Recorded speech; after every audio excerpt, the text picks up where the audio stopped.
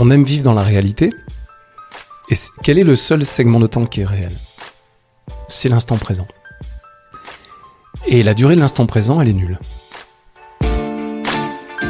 Quand tu réfléchis bien, on a 5 ressources majeures à nos dispositions pour mener quelque projet que ce soit. La ressource en argent, la ressource en information, la ressource humaine, la ressource en matériel, la ressource en temps. Avec ça, tu fais tout. Les 4 premières ressources sont comptablement et géographiquement immobilisables. Nous avons tous dans nos bilans d'entreprise de l'argent, des informations, ça s'appelle des brevets ou des marques, des ressources humaines et du matériel. On n'a pas de temps. Parce qu'aujourd'hui est le premier jour du reste de notre vie, Au revoir Président est le podcast qui part à la rencontre de ces anciens cadres dirigeants qui ont décidé de sortir de l'arène. Je suis Laurent Pellet, cadre dirigeant d'un grand groupe français, parti 22 ans faire le tour du monde comme expatrié. Aujourd'hui, j'ai décidé d'appuyer sur pause et de faire un break. Pendant ces 11 mois, je pars à la rencontre d'hommes et de femmes à la vie professionnelle trépidante et qui, un jour, ont décidé de dire au revoir Président et démarrer une nouvelle vie. Qui sont ces personnes? Quelles étaient leurs vies d'avant? Comment ont-elles mûri leurs décisions? Comment ont-elles géré ce moment avec leur entreprise, leur famille et avec elles-mêmes? Quelles stratégies financières ont-elles mises en place? Autant de questions et beaucoup d'autres pour décortiquer ces trajectoires de vie afin d'inspirer toutes celles et ceux qui sont encore dans l'arène et veulent changer de vie. Bonjour à tous, aujourd'hui j'ai le plaisir de vous retrouver pour un nouvel épisode hors série avec un expert qui s'appelle Alain Humbert. Alain, bonjour. Bonjour Laurent. Bonjour et bienvenue. Je suis très content aujourd'hui de te recevoir chez moi parce qu'on va parler de quelque chose qui pour moi est fondamental dans un au revoir président, quelque chose qu'on retrouve à toutes les étapes de l'au revoir président. Que ce soit avant d'arriver au moment où on réfléchit, où il y a un premier inconfort, on se dit il y a quelque chose qui doit changer. Pendant la réflexion en soi, pendant également le premier temps après la prise de décision d'un nouveau paradigme de vie qui commence. Et ce point commun ou cette caractéristique que l'on retrouve dans toutes ces étapes s'appelle le temps. Et donc voilà, quand il a fallu trouver un expert pour parler du temps, je suis allé vers toi parce que tu es un expert du temps et je vais te laisser te présenter toi-même pour que tu nous dises un peu qui tu es. Et même je crois que tu as fait aussi toi-même alors tu n'es pas un invité pour parler de tes au revoir présidents, mais dans ton parcours tu as eu un au revoir président ou des au revoir présidents, tu vas nous raconter ça brièvement. Donc voilà, donc un petit peu te présenter qui tu es aujourd'hui et puis peut-être c'est cette historique rapidement qui t'a amené jusqu'à qui tu es aujourd'hui. Alain, bienvenue et je t'écoute. Et tu me laisses combien de temps pour faire ça? pour faire l'intégralité, c'est un épisode de 40 minutes, mais pour te présenter, Allez, je vais faire vite. Donc je m'appelle Alain Humbert, j'ai 60 ans, je suis ingénieur à métier de formation et pendant 15 ans j'ai suivi ce qu'on m'avait dit de faire en tant qu'ingénieur, c'est-à-dire aller dans l'usine qui gronde, jusqu'à ce que je m'aperçoive après 3 licenciements dont 2 pour faute grave que j'étais pas du tout câblé pour être salarié. Et je me suis dit que l'aventure de l'entrepreneuriat pouvait être une aventure à tenter. Et donc j'ai repris une première entreprise dont j'ai déposé le bilan 3 ans après.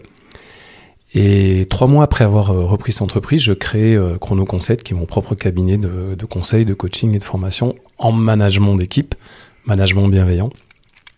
Et qu'est-ce que c'est que la gestion du temps, puisque c'est comme ça qu'on appelle ça en entreprise, sinon l'art de se manager soi-même de manière bienveillante. Et là, j'ai eu l'épiphanie, c'est-à-dire que à 4 mois d'intervalle, ces 2 entreprises sont nées, une est morte 3 ans après et l'autre est florissante 21 ans après. Et bien, c'est la méthode que je propose est issue de ce pet au casque, comme on dit gentiment. Donc si tu veux, moi, c'est pas un au revoir président, c'est plutôt le président qui m'a dit au revoir, en l'occurrence l'entreprise dont j'ai déposé le bilan et les 3 licenciements après 15 ans de salariat. D'accord, et pour ensuite avoir ces 21 ans... Oui, de bon temps. Tu as dit, et de bon temps. Où finalement tu t'es aiguisé en tant que spécialiste du temps. Voilà, c'est ça, exactement. Et donc, ce qui est intéressant, c'est que tu interviens beaucoup auprès aussi de cadres dirigeants dans le cadre de tes formations, de tes accompagnements. Oui. Et comme tu le sais, mes auditeurs sont beaucoup des managers et cadres dirigeants. Donc là, je trouve qu'il y a vraiment un match parfait entre la thématique que moi je souhaitais aborder dans cet épisode, ton propre parcours, ton expertise, mais également les gens avec qui tu as l'habitude en fait de parler. Donc Oui, c'est ça. Oui. Voilà. Donc je suis super content et enthousiaste de t'avoir. Je pense qu'on va passer un bon moment ensemble. Et donc, en fait, la première question que j'aurais, c'est comment tu définis en fait le temps? En fait, dans mes conférences, je commence toujours en disant qu'on aime vivre dans la réalité. Et quel est le seul segment de temps qui est réel?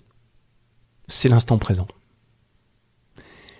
Et la durée de l'instant présent, elle est nulle. C'est 0 seconde, l'instant présent. Or, on parle d'un truc, le temps, qui est la juxtaposition de temps présent qui ont chacun une durée de 0. Donc, 1 milliard de fois 0, ça fait 0. Et pourtant, on dit que le temps a une durée infinie. Donc, c'est un truc complètement impalpable. Quand tu réfléchis bien, on a 5 ressources majeures à nos dispositions pour mener quelques projets que ce soit. La ressource en argent, la ressource en information, la ressource humaine, la ressource en matériel, la ressource en temps. Avec ça, tu fais tout. Les 4 premières ressources sont comptablement et géographiquement immobilisables. Nous avons tous dans nos bilans d'entreprise de l'argent, des informations, ça s'appelle des brevets ou des marques, des ressources humaines et du matériel. On n'a pas de temps. Tu peux même immobiliser, autrement dit stocker de l'argent chez les banques, l'information dans des cerveaux, dans des livres, dans le nuage, du matériel chez Kiloutou, chez Robcar, chez Loxam. Et même si ça m'écorche un peu la bouche de le dire, on peut entre guillemets stocker des gens quand tout le monde n'en a pas besoin, chez Pôle emploi, chez Manpower, etc. Tu peux pas stocker le temps. Tu vois, Lamartine, il a essayé. Autant suspend ton vol. Il n'est jamais arrivé. C'est la seule des 5 ressources qui a deux paradoxes. La première, c'est qu'elle n'est pas stockable, elle n'est pas immobilisable. Et deuxièmement, c'est la seule ressource en face de laquelle n'importe quel être humain sur cette planète, où qu'il soit, est en parfaite équité. 24 heures par jour. Quand on se réveille le matin, on a tous 24 heures par jour. On est tous riches de la même quantité d'heures par jour. La vraie question, c'est pas comment on gère, parce que c'est pas gérable. Gérer, c'est mettre de côté quand on a ressources en trop et la ressortir quand on en a besoin. Tu peux pas faire ça avec le temps. La seule chose qu'on puisse faire avec le temps, c'est de bien l'utiliser. Quand on dit j'ai perdu du temps, en fait on dit j'ai mal utilisé le temps. Et l'idée c'est que quand on dit je veux gagner du temps, en fait on veut bien utiliser ces 24 heures, ce capital de 24 heures. Et bien et mal, c'est des choses qui sont assez subjectives. Ok, donc là le décor est planté, donc déjà manager soi-même en fait, donc le temps, tu as dit quelque chose, manager soi-même, donc en fait on a affaire à des managers, donc logiquement on a des champions du management, donc là ça va être intéressant de voir le paradoxe que des champions du management, mais qui quand tu les questionnes en fait te disent en fait j'ai pas le temps, je suis débordé, j'en ai trop, etc. Donc là et justement dans ces 3 étapes que j'ai décrites, la première étape c'est donc l'étape dans laquelle on a un cadre dirigeant très actif. On manque de temps, mais bon, comme tu viens de l'expliquer, on manque pas de temps. Si on sent que c'est un manque de temps, c'est qu'on le gère mal. On l'utilise mal. Voilà, on l'utilise mal. On l'utilise mal. Donc là, cette première, est-ce que si on prend donc le prisme du temps dans cette première période, qui est la période donc avant la prise de conscience de quelqu'un qui dit il y a quelque chose qui va plus dans ma vie, donc crise de sens, peu importe, un accident comme burn-out, etc. On est un cadre dirigeant très successful, la carrière augmente, donc on sent que la pression monte, plus ça avance, plus on m'en demande. Plus on me demande d'être performant, etc. Et donc, il y a un sentiment quelque part que je suis squeezé. Et donc, c'est le temps me manque. Plus j'avance, plus le temps me manque. Comment tu peux définir cette période-là? Et est-ce que, en gros, il y aurait des recommandations, ton analyse et tes recommandations sur comment, quand on est dans ce moment-là, comment pouvoir bien utiliser le temps? Tu dis le temps me manque. Le temps me manque pas, j'ai 24 heures. Il n'y a rien qui manque. En fait, quand une personne dit j'ai perdu 1 heure, dans un embouteillage ou que sais-je, en fait, c'est juste une question d'émotion. Elle est en train de te dire que pendant 7 heures, elle s'est mal sentie. L'émotion était négative. Mais elle n'a pas perdu comptablement cette heure-là. Sa journée, ce jour-là, bien qu'elle ait dit j'ai perdu 1 heure, fera quand même 24 heures. La gestion du temps, avec des guillemets, c'est l'art de se sentir bien. Écoutons les mots en français. On veut passer un maximum de bon temps, pas de mauvais temps. On veut passer un maximum de bonnes heures, pas de mal heures. Et donc, en fait, pour répondre à ta question, Si je sens que j'ai de plus en plus d'émotions désagréables en passant du temps à mes activités professionnelles, ça c'est le signe. Ça c'est le signe que moi j'ai pas su repérer dans cette entreprise dont j'ai déposé le bilan. C'est-à-dire que elle avait des amplitudes horaires énormes, très intenses, et c'est seulement après avoir déposé le bilan et en comparant le temps que je passais dans mon activité de conseil, de formation et de conférence, c'est cet effet de contraste entre les deux qui m'a fait prendre conscience que c'était juste une histoire d'émotion. Quand on dit je perds mon temps pour cette boîte ou je perds mon temps avec ce client,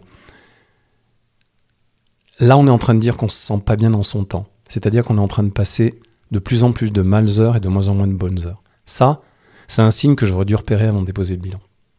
Ok. Donc on en arrive à ce stade où justement on a ce sentiment qui ressort, cette émotion en disant je suis en train de mal utiliser mon temps, puisque en fait le temps qui passe et qui est ni stockable, ni on peut pas le dilater, on peut pas le comprimer, il est utilisé pour des sensations, pour des émotions qui sont pas positives pour moi. Donc comment à partir de ce moment-là, je rajoute une tâche supplémentaire qui est dans un planning déjà de cadre dirigeant hyper chargé pour prendre le temps de faire cette analyse et de régler ce problème. Et donc, comment, à ce moment-là, mieux utiliser son temps, alors que c'est une période où on ne se sent pas forcément bien. Voilà. Donc, comment on fait pour reprendre le contrôle et pour pouvoir donc utiliser son temps de manière à pouvoir réfléchir sur comment mieux l'utiliser, en fait. Donc, c'est... Ouais, ok. Donc là, c'est vrai que il y a besoin de faire de prendre cette discipline, c'est-à-dire que au lieu d'aller faire du tennis, du golf, au lieu d'aller faire les courses, on décide que pendant un week-end, on consacre ce week-end à notre futur temps. Tu as raison, il y a un moment, il y a une décision à prendre. Malheureusement, cette décision, elle est souvent prise, comme je parlais de cette expression un peu vulgaire de pète au casque, c'est qu'on la prend après un burn-out, après un infarctus, après un divorce, après un licenciement, après un gros problème de santé ou relationnel. L'idée, c'est de voir ces signes avant-coureurs que sont les émotions désagréables, que sont le fait que je me sens de moins en moins utile alors que j'ai de plus en plus de temps à passer à des choses pour lesquelles je me sens de moins en moins utile. On est en train de parler du sens. Et on a eu la chance, alors tout le monde ne sera pas forcément d'accord avec moi, de passer au travers d'une période de 2 grosses années de pandémie où on a tous autour de nous des gens qui ont complètement changé leur fusil d'épaule au niveau professionnel. Moi, j'ai l'exemple d'un client, une boîte de 300 personnes, le DAF, il a démissionné, il est parti pour être infirmier. Et on a tous des exemples comme ça.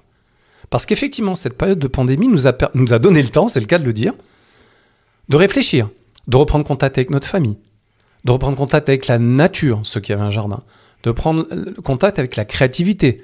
Les boîtes de bricolage ont explosé leur chiffre d'affaires pendant la pandémie. Donc, les gens se sont retrouvés en face de choses qui ont du sens pour eux. La créativité, le contact avec la nature, le recontact avec la famille. Et ça les a forcés, sans attendre ce fameux pète au casque dont je parlais tout à l'heure, à se demander si, quand la pandémie serait finie, ça aurait toujours du sens pour eux de bosser là où ils bossaient, avant la pandémie. Ça, je comprends tout à fait ce que tu dis. Et quand tu dis la chance du Covid, en fait, c'est tous ces gens qui ont fait des reconversions depuis le Covid, finalement, c'est des gens qui peut-être seraient allés jusqu'au pète au casque, et donc le Covid a été leur chance parce qu'ils ont pu prendre une décision avant que le pète au casque leur arrive. C'est exactement ça. C'est exactement. La pandémie a, à mon avis, accéléré quelque chose qu'on aurait connu, non pas en 2 ans, mais peut-être sur une génération entière, qui sait. Ok. Alors là, on en est... donc les gens qui nous écoutent et qui sont peut-être déjà avec ce malaise avant le Covid, mais que le Covid n'a pas été suffisant quelque part pour faire un changement, sont toujours dans cet état où ils sentent qu'il y a quelque chose qui ne va pas. Quel est le bon processus donc pour utiliser le temps correctement, pour pouvoir réfléchir sur comment sortir de cet état émotionnel négatif de leur quotidien où ils courent du matin au soir et donc ils n'ont pas le temps, ils n'ont pas le temps, pardon, il faut que je réajuste mon vocabulaire avec ce que tu dis.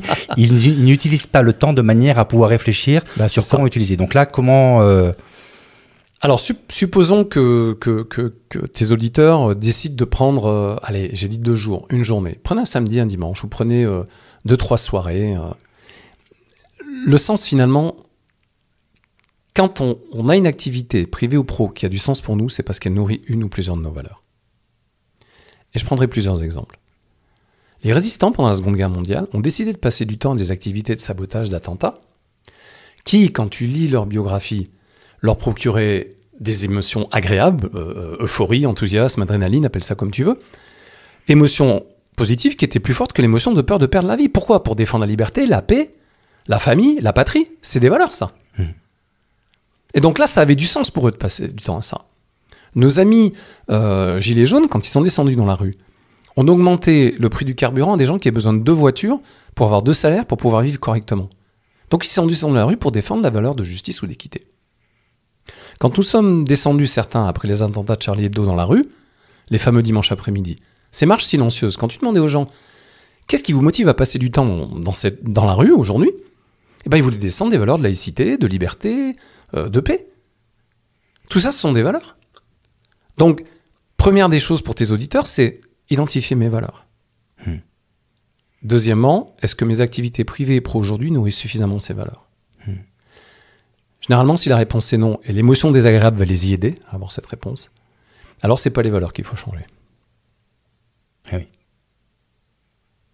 C'est l'utilisation de mon temps. Ouais, c'est les activités qu'on a aujourd'hui, surtout si elles ne nourrissent pas les valeurs. Alors, il ne faut pas changer les valeurs, parce que ces valeurs, on les a. Bah oui. Il faut changer les activités pour les aligner avec nos valeurs. Ok. Donc là, c'est très très clair. Et donc, en gros, prise de décision. Donc, quelque part, je ne peux pas changer mes valeurs. Donc, il faut que je change l'utilisation de mon temps de manière pragmatique. Je suis un cadre dirigeant qui, du matin au soir, est sollicité par mes activités professionnelles, quand je rentre, la famille, etc. J'ai un niveau de fatigue à gérer aussi. Donc, concrètement, pragmatiquement, comment je peux m'y prendre pour arriver à dégager ces 1 heure, 2 heures, un week-end pendant lequel je vais faire une activité qui est justement cette réflexion. Et donc, les 2 questions, c'est comment je fais pour me dégager ce temps dont je vais avoir besoin de manière pratique. Et deuxièmement, c'est une fois que j'ai réussi à le dégager, enfin à dire ce temps-là va être dédié à ça, concrètement, qu'est-ce que je fais pour être efficace et pas juste dire je réfléchis comme ça ou donc comment utiliser au mieux ce temps qu'on arrive à se préserver pour pouvoir avoir ces réflexions. Alors, je vais commencer par la deuxième question parce que ça donnera peut-être plus de motivation à répondre à la première. D'accord. 3 exercices pour identifier ces valeurs.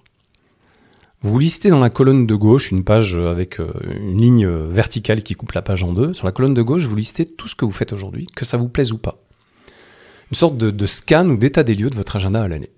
Donc, votre job de dirigeant, si vous avez un métier dans l'entreprise, si c'est vous le commercial de l'entreprise, ou si c'est vous, je sais pas, je dis n'importe quoi, l'informaticien de l'entreprise, bon, vous mettez aussi ce rôle-là. Et puis, toutes vos activités, vos engagements sociaux, sportifs, sanitaires, humanitaires, religieux, philosophiques, etc., etc., je sais pas, vous êtes peut-être élu à la chambre de commerce ou vous êtes peut-être trésorier du club de foot de votre village. Bref, vous listez tout ça. Y compris la partie perso? Surtout la partie perso. J'ai envie de dire, si tu veux, privé et pro. Parce qu'on peut avoir du perso, on peut avoir du perso dans le professionnel. Oui. Privé et pro. Vous listez tout. Sur mon agenda de l'année, si il y a une semaine par an, la fameuse sacro-sainte semaine de ski dans les Pyrénées, on met le ski. Donc la maille, c'est l'année, c'est pas la journée en fait. Ouais, c'est ça. Ouais. C'est-à-dire que je vous demande pas votre fiche de poste quoi, en tant que dirigeant, en tant que manager. C'est les gros blocs de temps. Ok. Premier exercice, pour chacune de ces activités, vous répondez à la question suivante. C'est quoi la valeur ou c'est quoi les valeurs qui m'ont poussé un jour à vouloir être ceci ou cela? Moi, la valeur pour être propriétaire de mon entreprise et pas salarié, c'est la valeur d'indépendance et c'est la valeur de pouvoir. Ce qui fait que j'ai voulu être coach, formateur, conférencier plutôt que médecin ou plombier, c'est ma valeur de transmission, etc., etc. Donc ça, c'est le premier exercice. Quand vous arrivez à des activités où vous vous sentez mal, si c'est du 50-50, dans ce premier exercice, raisonnez sur la partie positive. Je suis trésorier du club de foot, par exemple. Ben, la partie positive, c'est la convivialité, c'est le fait qu'on est ensemble, bon, voilà. Mais il y a une partie qui m'embête, c'est que une semaine sur 2, la buvette, quand on a joué à domicile, elle se ferme à 11h30 du soir. Et moi, après, pour pouvoir emmener l'argent à Joe le banquier le lendemain, il faut que je compte les sous, que je les mette. Je sais pas si tu te rappelles à l'époque, moi ça m'est arrivé, on mettait les pièces de 1 euro dans des cylindres en plastique. Ouais. Voilà, il fallait amener ça de manière, entre guillemets, propre au banquier. Ouais. Et ça me prend jusqu'à 1h30 du matin, un dimanche sur 2 pendant toute la saison. Donc je vois pas mes gamins. Moi, j'aime bien finir en mode pizza, cinéma, pantoufle le dimanche soir, bah je peux pas. Donc là, ça induit un côté désagréable. Ce côté désagréable, on le verra dans le deuxième exercice. Donc, premier exercice, c'est quoi les valeurs ou la valeur Ouais. qui m'ont poussé à vouloir Donc là, je faire ce suis temps-là. dans ma colonne de gauche avec toutes mes activités. Ouais. Mais le côté agréable, désagréable et mes valeurs, je les mets où dans la À colonne droite, dans la colonne de droite, en face de chaque activité, Ok. comme je viens de le décrire pour Ok. moi, pour propriétaire D'accord. dirigeant et pour Ok. coach conférencier. Deuxième exercice, vous allez mettre un coup de projecteur sur les activités où vous vous sentez pas bien. Que ce soit 50-50 comme mon histoire de trésorier, ou 100% du temps, pour le job de manager par exemple, puisque c'est ça qui nous occupe. Donc partout, j'ai des négatifs en fait. Partout où mon curseur d'émotions désagréables, il est anormalement élevé pour moi. J'ai une question, parce que tu parlais des Ouais. valeurs, et donc en face des valeurs positives, 100%, en face des activités, des tâches qui me procurent 100% de plaisir, j'ai une valeur, c'est ce que tu disais, Ou plusieurs. ou plusieurs valeurs. Par contre, en face d'une tâche négative, est-ce que je peux avoir une valeur qui est attaquée en fait? Alors c'est ça. Tu vas plus vite que la musique. pardon, c'est exactement, excuse-moi. non, c'est bien, c'est exactement ça. Dans ce que j'appelle l'activité hybride, genre mon trésorier, c'est-à-dire qu'il y a un côté agréable. Ouais. C'est pas une valeur, on est d'accord, c'est plutôt un moteur. Ouais. Moteur, valeur, au niveau de la gestion du temps, pour moi, c'est pareil. On n'est pas sur un cours de sémantique. Donc il y a un côté convivialité. Donc tu peux avoir deux types d'activités négatives. 50-50 comme trésorier, où il y a quand même du positif grâce à la convivialité et du négatif par rapport au temps que je perds le dimanche soir. Temps que je perds, entre guillemets. Et puis tu peux avoir des activités 100% désagréables. C'est-à-dire que dans le premier exercice, tu n'as mis aucune valeur en face de cette activité 100% désagréable. Mm. Tu vois? Oui, bien sûr. Ouais. Je prends l'exemple, si je vais deux fois par semaine à la boxe, et il y a zéro valeur, c'est 100% de mauvais temps, de mal-heure, aucune bonne heure là-dedans. Mm. Alors tu as le droit de me dire, pourquoi tu continues à passer Bah du oui, temps? oui, Eh ben, je pourrais te dire en première approximation, tu comprends, Laurent, j'ai pas le choix, mon père est instructeur dans ce club, et mes 3 frères aînés, parce que je suis le cadet d'une fratrie de 4, mes 3 frères aînés font de la compétition là-bas. T'imagines un peu le jour où j'annonce que j'y vais plus, ce qui va m'arriver? Ouais, d'accord. Ouais. Et en fait, tu pourrais me répondre, non, Alain, ne dis pas que t'as pas le choix. Dis-moi que t'es pas prêt à assumer les conséquences d'arrêter de faire de la boxe. Parce qu'en tant qu'être humain, on a un truc vachement important, c'est le libre arbitre. Et quand généralement nous disons qu'on n'a pas le choix, nous disons en fait, je suis pas prêt à assumer les conséquences, soit pécuniaires, soit familiales, soit émotionnelles, du choix. Ça veut pas dire que j'ai pas le choix. Ouais, on a le choix, mais on n'est pas prêt. Tu vois? Ouais. Voilà. Ouais. Et c'est tout à fait ok humainement d'avoir peur. La peur est une émotion humaine. Mais dire qu'on n'a pas le choix, c'est une hérésie pour moi. Donc tout ça, on est toujours dans la page de droite. Hein. Tout ça, tu le notes en face. Ouais. Donc, Donc, on la prend plutôt en horizontal en fait, parce qu'avec tout ce qui est marqué à droite, c'est oui, possible. mais je vois le truc. Non, mais je vois le truc et Tu prends un format A3, c'est du très coup. clair. Tu prends un format A3. Ok. Donc, Alors, je répète, premier exercice, les valeurs Mhm. où je me sens bien dans cette tâche, que ce Ouais. soit du 100% je me sens bien ou du 50% je me sens bien. Ok. Deuxième exercice, pour les activités où il y a une part d'émotions désagréables, que ce soit du 50-50 ou du 100% comme mon exemple de la boxe, Mhm. la question est la suivante. De continuer à passer du temps à cette activité, sous-entendu où je me sens mal, Oui. qu'est-ce que ça empêche comme valeur chez moi? Qu'est-ce que ça inhibe? Qu'est-ce que ça foule au pied comme valeur importante pour moi? Tu peux donner un exemple? Ouais, je reviens sur le trésorier du club de foot. Ouais. Je vois pas ma famille, parce que je rentre à 23h minuit, Mhm. et en plus, moi qui aime bien être en mode cinéma, pizza, pantoufle le dimanche soir de me lâcher, je peux pas. Parce qu'il faut que je bosse encore, je fasse les comptes, etc. Ouais. Donc, ça pourrait m'empêcher de vivre une valeur de famille, Mhm. une valeur de plaisir, une valeur de lâcher prise ou de bien-être. Mhm. Donc, si jamais vous êtes câblé pour identifier directement la valeur, alors vous la notez. Néanmoins, certains de tes auditeurs peuvent être câblés pour avoir besoin de formaliser d'abord le problème. Mhm. Autrement dit, si la personne se dit, là, dans cette histoire de trésorerie, je me sens emprisonné. Alors à ce moment-là, une fois que vous avez verbalisé le problème, demandez-vous ce que vous voulez à la place. Et vous allez avoir la valeur. Quelqu'un qui est plus emprisonné, il a quoi à la place? La liberté. Mhm. Je peux aussi me dire, c'est quoi le problème? Je vois pas ma famille. Ok, donc c'est quoi ma valeur? Famille, tu vois, D'accord, par ok, déduction. ok. Donc là, la face cachée en fait du problème, c'est la valeur en fait. C'est ça, c'est ça. Ok. C'est quelle est la valeur qui est empêchée? Mhm. Et des fois, je donne d'abord le problème. Et quand j'ai plus le problème, j'ai quoi à la place? Voilà. Je suis frustré. Je suis frustré parce que sais-je? Ok, quelqu'un qui est plus frustré pour toi, c'est quelqu'un qui est quoi? Qui est serein. Ok, t'as trouvé la valeur. C'est la vérité. Ok, c'est très clair. Tu vois Ok. Mhm. Bon. Et pareil pour mon histoire de boxe. Mhm. C'est-à-dire, elle est, moi, je considère qu'elle est frapper des gens pour le plaisir. Autrement dit, mes frères, pour le plaisir, c'est leur manquer de respect. Et laisser ces gens-là, que j'aime et qui m'aiment, dégrader mon véhicule terrestre, c'est me manquer de respect à moi-même. Mhm. C'est quoi la valeur qui me manque? Respect. Oui, c'est clair. Donc ça, c'est le deuxième exercice. Ok.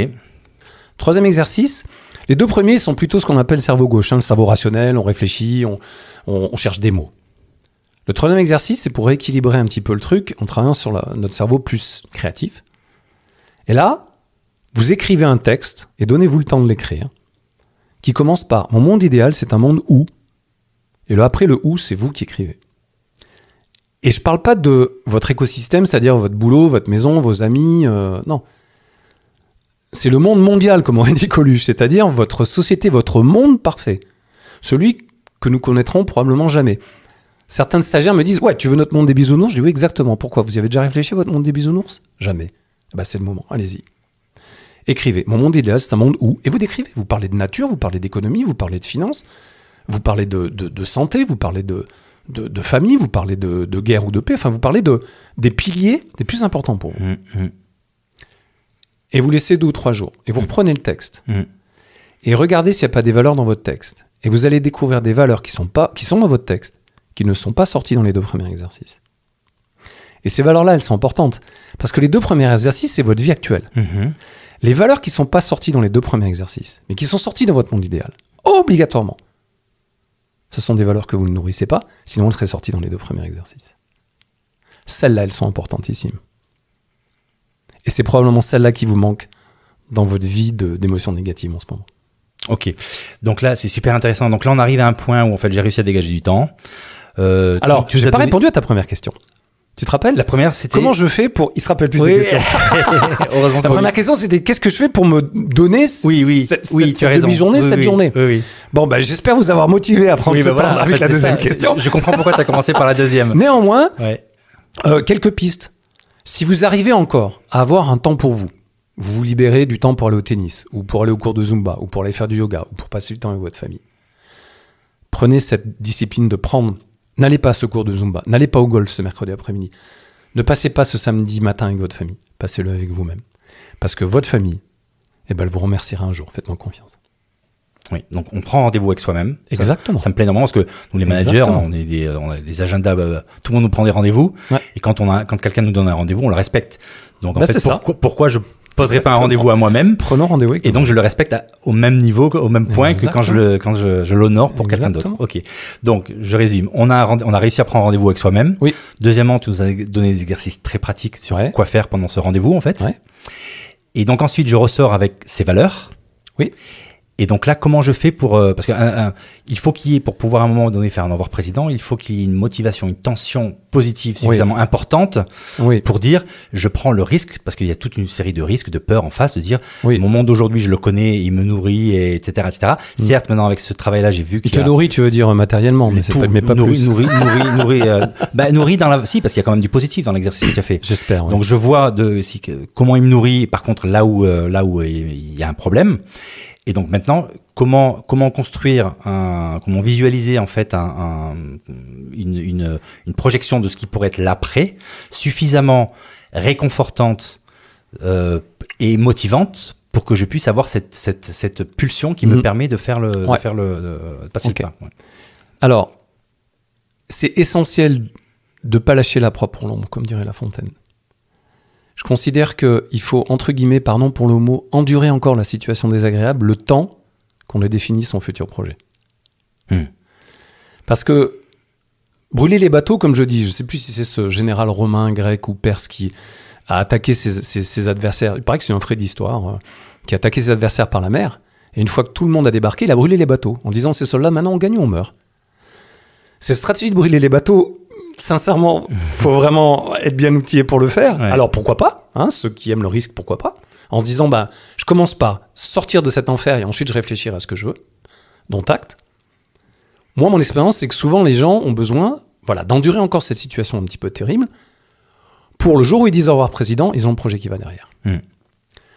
Alors, moi j'ai 2 exercices à proposer pour commencer à définir ce que ça pourrait être la future activité professionnelle. Le premier, c'est vous reprenez les 3 ou 4 valeurs dans la liste que vous venez d'écrire avec les 3 exercices qui vous font le plus vibrer. Je vous rappelle, c'est les Québécois qui m'ont dit dans mon école de coaching, tu sais Alain, il faut que ça fasse waouh en dedans de toi. Parce que si ça fait waouh en dedans de toi, ça va faire waouh en dehors de toi. Et c'est ça le charisme, Alain, tu comprends. C'est-à-dire que si tu fais waouh en dehors de toi, les gens vont te suivre. Et tu feras waouh en dehors de toi, si ça fait waouh en dedans. Et ça fait waouh en dedans si tu passes la majorité de ton temps privé et pro à nourrir tes valeurs principales. Donc, quelles sont les 3 ou 4 valeurs qui pour moi sont les plus importantes aujourd'hui? Ou celles que je nourris le moins. Tu vois, si vous pouvez prendre les 2. Et ensuite, vous prenez la première valeur. Je prends par exemple respect. Allons-y, puisque souvent c'est une valeur qui revient. Première question que vous posez, cette valeur de respect, aujourd'hui, dans mon activité privée et pro, est-ce qu'elle est assez nourrie? Si la réponse est oui pour le pro et le privé, alors on va rester sur le pro, oublions le privé pour le moment. Si la réponse est oui, alors c'est OK. Tu prends la deuxième valeur. Je sais pas, transparence, tolérance. Mais si tu lui réponds non, alors tu arrives à la deuxième question. Cette valeur de respect n'est pas assez nourrie dans mon environnement professionnel. Est-ce parce que c'est une activité aujourd'hui qui la bloque, qui l'inhibe, qui l'empêche d'éclore? Et tu vois, mon exemple, dans le privé, ce serait, bah oui, aujourd'hui, c'est mon activité de boxe qui m'empêche de nourrir ma valeur de respect. Donc là, si la réponse est oui, il y a une activité pro aujourd'hui qui m'empêche de vivre la valeur de respect, alors il va falloir prendre des décisions. Et les décisions, elles peuvent être multiples. De 0 à 100, la première décision, c'est j'assume. Je me suis confronté à ça.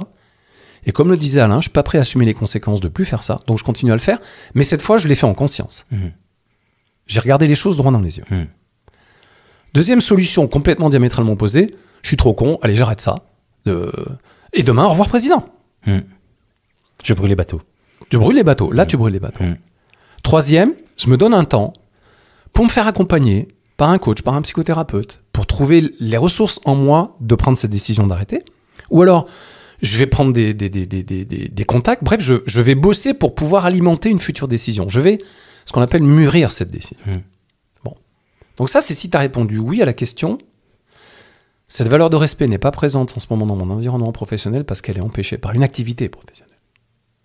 Si tu réponds non à la deuxième question, ça veut dire qu'il n'y a pas assez de respect dans ta vie pro, mais pas parce qu'il y a quelque chose qui l'empêche, mais juste parce que tu n'as pas d'activité pro, tu n'as pas d'activité en ce moment dans ton pro pour nourrir cette valeur de respect.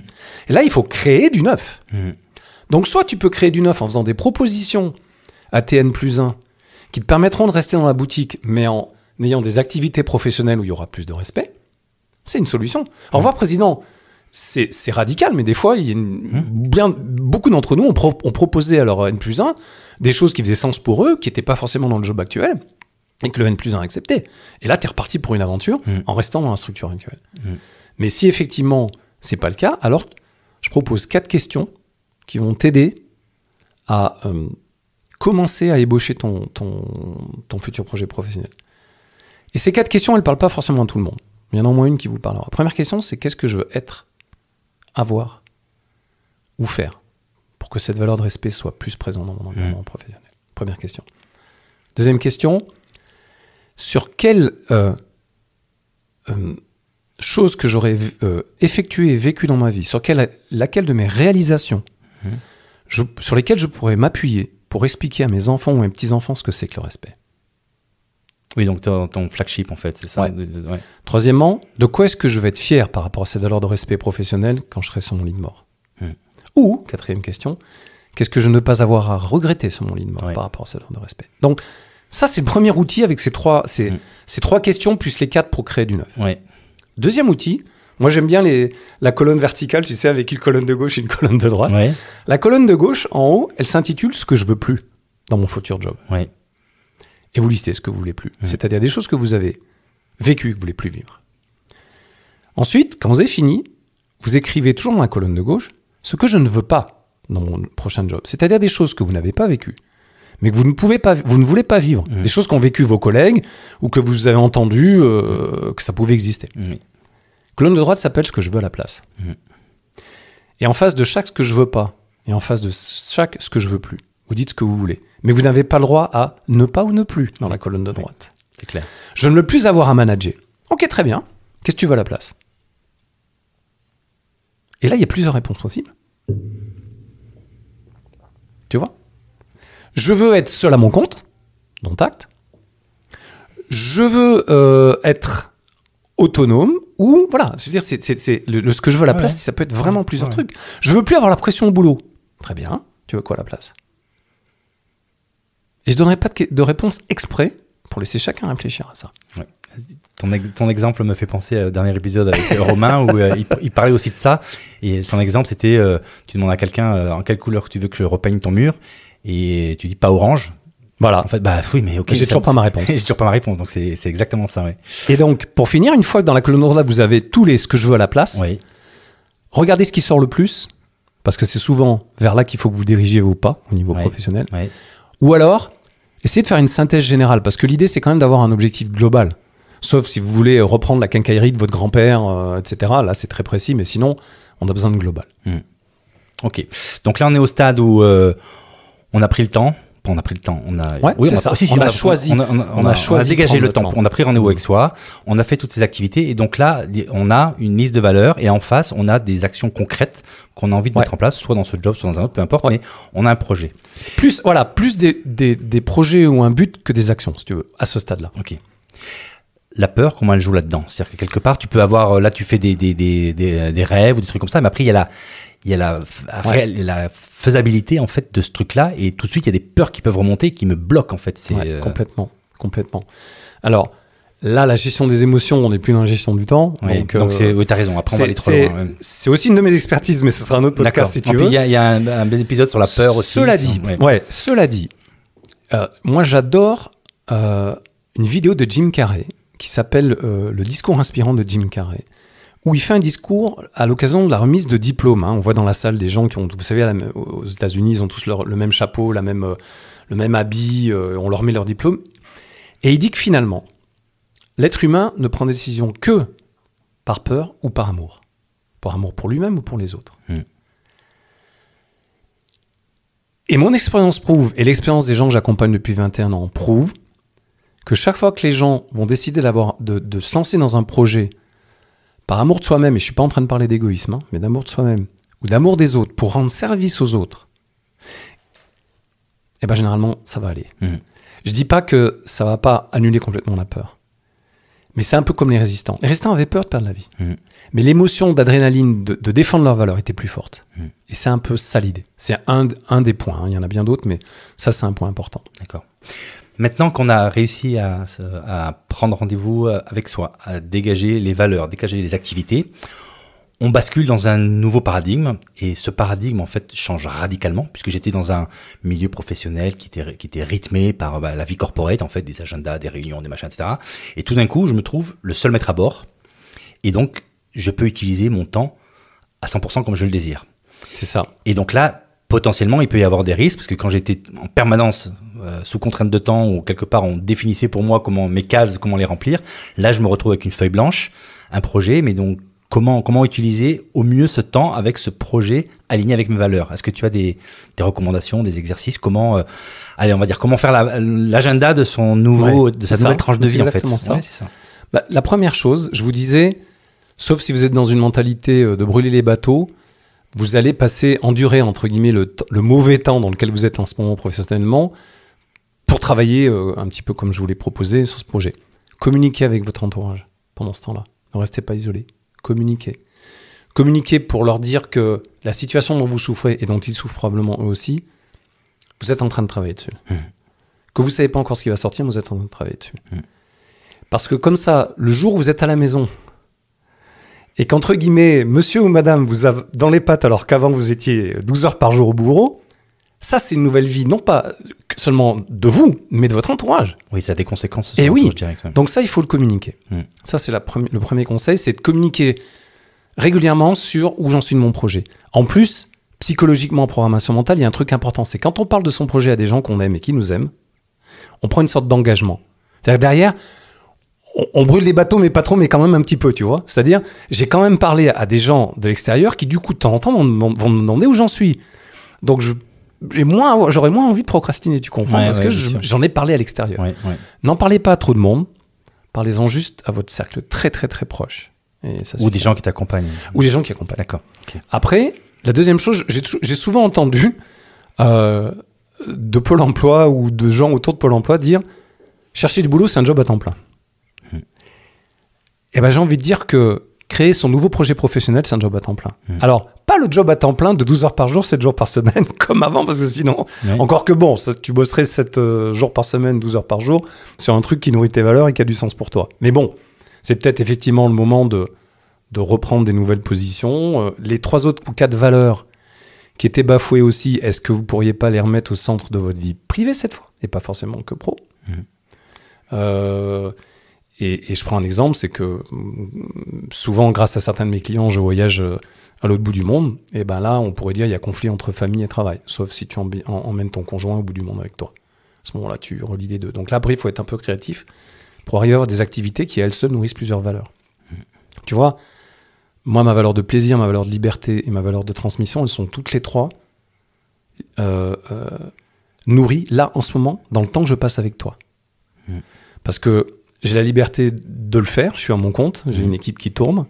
Tu m'as laissé la liberté de choisir le jour et l'heure. C'est de la transmission parce que je transmets des outils et des choses dans lesquelles je crois et qui ont, entre guillemets, j'hésite pas à le dire, sauvé la vie de certaines personnes, en tout cas la vie professionnelle. Et le plaisir parce que voilà, avant de venir ici, on a déjeuné, on a bien discuté, on a bien échangé. Comment veux-tu que j'ai l'impression de perdre du temps? Comment veux-tu que j'ai l'impression de passer du mauvais temps? Non, grâce à toi, je suis en train de passer une bonne heure. Ouais. Merci, moi aussi, c'est très réciproque. Et en plus, on la partage avec des centaines de gens, donc j'espère. C'est super. J'espère. Ok. Et alors moi, il y a peut-être un dernier point, parce que je vois que l'heure tourne, c'est souvent, il y en a qui expriment la peur du vide. Mais en fait, avec tout ce que tu dis, tu me dis si tu penses que ce que je dis fait sens, mais la réponse que je donnerais maintenant, c'est plutôt de dire la peur du vide, c'est que vous n'avez pas suffisamment travaillé votre projet. Complètement. Parce que si à un moment donné, tu as tellement travaillé tes valeurs, tes tâches, tes machins, etc., et que finalement, à bout d'un moment, tu vas avoir besoin de plus de temps pour avancer et tu vas sentir que tu es bloqué. Et c'est au moment où il y a ce blocage, tu te dis, mais non, j'ai tellement envie d'aller dans ce nouveau projet que j'ai besoin de dégager du temps. Et le seul moyen de dégager du temps, c'est de sauter du bateau. Alors, tu ne le brûles pas peut-être, mais voilà. Et donc, voilà. C'est-à-dire, après, c'est chacun en fonction de son éducation, son émotion, de dire... je dis au revoir président sans savoir c'est quoi le prochain projet. Et puis de l'autre côté, je dis au revoir président quand j'ai la ceinture, le bretelle, le parachute, le crédit du banquier si je veux être entrepreneur, etc. etc. Ça, c'est très personnel. Et voilà. C'est très personnel, exactement. Ok. Et après, quand on est passé de l'autre côté, c'est parti. On a aligné avec nos valeurs, c'est ça, tâches. Exactement. Et du coup, on fait du wow intérieur pour du wow extérieur. Et puis, c'est parti. Écoute, c'est super. On termine sur une note hyper positive. Merci beaucoup. Et donc, peut-être, parce que tu as cité quelques exemples de ressources pour les gens qui veulent aller plus loin dans ce travail. Alors, je sais que tu as écrit un bouquin. Je vais le mettre en ligne dans le descriptif. Il s'appelle comment? Alors, je reprends mon temps en main aux éditions Mardaga en Belgique. C'est ça, donc tu as cité aussi cette vidéo YouTube. Alors Jim Carrey, le titre c'est Le discours inspirant de Jim Carrey. Bon, elle est assez longue, mais voilà. Est-ce que tu en aurais un ou d'autres que tu aurais en tête qui serait... Oui. Alors un roman, mais qui a beaucoup de choses inspirantes dedans, qui s'appelle Le moine qui a vendu sa Ferrari. Ah, je crois que je me rappelle plus l'auteur, mais je pense que vous trouverez le titre facilement, parce que là on est vraiment sur un changement complet d'activité professionnelle avec des choses intéressantes. Je ne vais pas dévoiler plus. Et puis, je parlais du moment présent en tout début qui dure 0 secondes. Ouais. Je vous encourage à vous rapprocher de Eckhart Tolle, ça s'écrit T-O-2-L-E, qui est vraiment, j'ai envie de dire, le pape intergalactique du moment présent, du pouvoir du moment présent. C'est d'ailleurs le titre d'un de ses best-sellers, Le pouvoir du moment présent. Parce que du coup, quand on est dans le moment présent, on se sent souvent mieux que quand on a de l'inquiétude ou du regret, c'est-à-dire le petit vélo qui nous emmène de manière compulsive, soit dans le futur, soit dans le passé. Le moment présent est beaucoup plus sécure émotionnellement que de laisser le petit vélo partir dans le passé ou dans le futur. Ça, puis quand on se balade mentalement dans le futur, on est en train de cramer du temps présent, en fait. Qui est en plus, et on ramène dans le temps présent de l'inquiétude ou de la peur. C'est jeu à somme non pas nulle, mais négative. Très clair. Si des auditeurs veulent te contacter, c'est possible, et par quel canal ? Eh bien, soit par mail, soit sur LinkedIn. J'ai un profil LinkedIn. Voilà, donc je mettrai les liens dans le descriptif de l'épisode. Et donc, voilà. Écoute, Alain, un grand merci parce que c'était à la fois très inspirant, aussi très pragmatique. Je crois qu'il y a vraiment des outils en main qui sont actionnables tout de suite. Et donc ça me plaît bien. Et c'est le but de ces épisodes, c'est de pouvoir vraiment apporter de la valeur aux gens et pour qu'ils puissent continuer à partir de là à faire leur propre chemin. Et donc, je crois que objectif atteint grâce à toi. Donc, je vous souhaite à tous tes auditeurs un maximum de bonnes heures et un minimum de malheur dans leur prochain futur. Tout est dit. Merci beaucoup, Alain. À bientôt tout le monde. Au revoir. Alors voilà, j'espère que cet épisode vous a plu. Si c'est le cas et que vous pensez que ce podcast mérite d'être mis en avant, voilà ce que vous pouvez faire et qui m'encouragera à continuer mon travail. C'est hyper simple. Le plan se résume en 3 lettres. CNP, commenter, noter, partager. En effet, quand vous me laissez un commentaire, si vous me mettez 5 étoiles et que vous partagez à tout votre réseau, alors les algos de plateforme vont me faire remonter en flèche dans les classements et mon podcast sera proposé à un plus grand nombre d'auditeurs. Bon, je compte sur vous et n'oubliez pas, si vous ne voulez pas louper le prochain épisode, enregistrez-vous vite sur aurevoirprésident.com pour être averti dès qu'il sort. Allez, c'est tout pour aujourd'hui. Prenez bien soin de vous et à bientôt pour un nouvel épisode. Bye bye.